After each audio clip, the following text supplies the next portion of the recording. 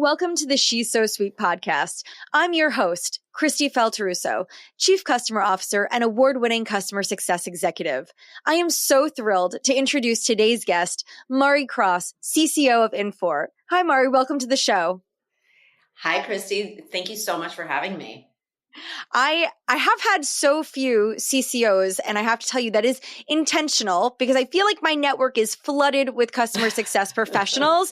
So I really tried to make sure that I got very, very special leaders if they were going to fill these shoes. So I am so excited for our conversation today. Thank you. Thank you. As professionals and as women, I would say we don't spend enough time celebrating and acknowledging our successes because, again, you wouldn't be where you are if you hadn't overcome those obstacles, but have had tremendous success professionally as well.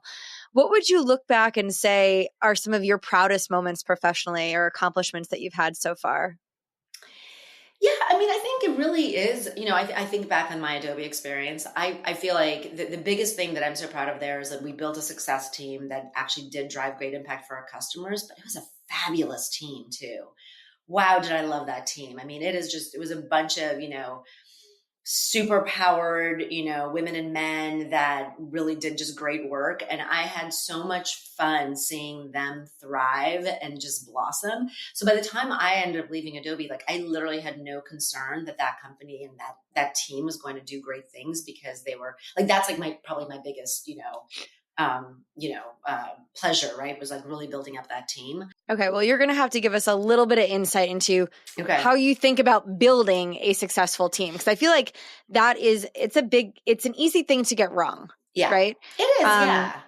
So when you think about that, because I do think that's a huge success and something you should be super proud of. What were some of the things that you considered, right, as you're building out this team to go accomplish this huge goal you had? How did you ensure that you were building the right organization? And then how did you create a culture that allowed them to thrive and be so successful? Yeah, I think foundationally, have you ever taken the Gardner Strengths Finders thing? Yes, I've done Strength Finders. Okay. I've done the Enneagram. I've kind of defined myself through every test available. There you go. Right. So mine are, I am strategic, analytical, and an activator. And by the way, and there's something called woo in there as well. So I think that there's, you know what I'm talking about, right? Yes.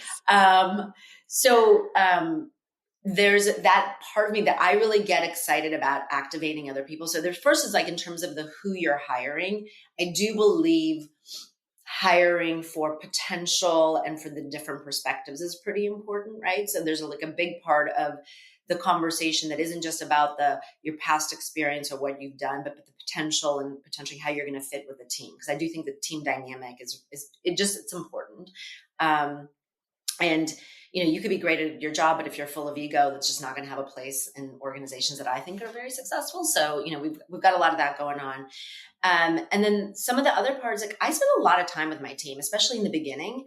And then there's also this idea of, pace setting is not necessarily always good because you don't want to be the one in front. But in the beginning, when you're forming a team, if there's some helpful constructs about how much you're involved with them to really almost showcase and be the, kind of the what good looks like or what the expectations are. And so I spend a ton of time with my team, especially in the beginning, to ideate, to help make sure that the visions are aligned and to do a lot of coaching.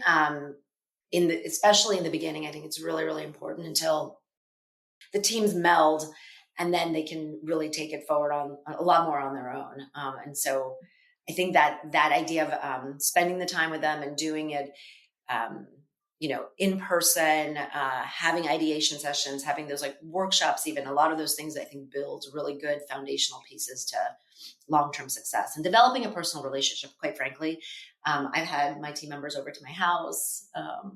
We have fun. We really don't hire people that we can't be ourselves with. So a lot of that goes into, I think, building the right culture as well.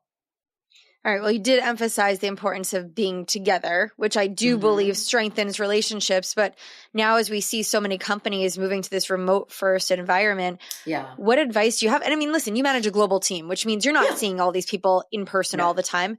What are some tips or tricks or ways that you think about building relationships and keeping that connectivity across the teams when you are so dispersed? Totally. Well, and I think again, when you have a team this big, you also have to really rely on your leaders to be there, right? And Right. to actually further this as well. So, I mean, again, it's like I can't possibly be the only person that, can relate in this way. It has to be the team. So, that's one. I do try to, I would say, like, water the plants a little bit, right? Like, I do try to get myself out there. I don't think I can lead a global team without ever actually visiting the sites and talking to folks personally.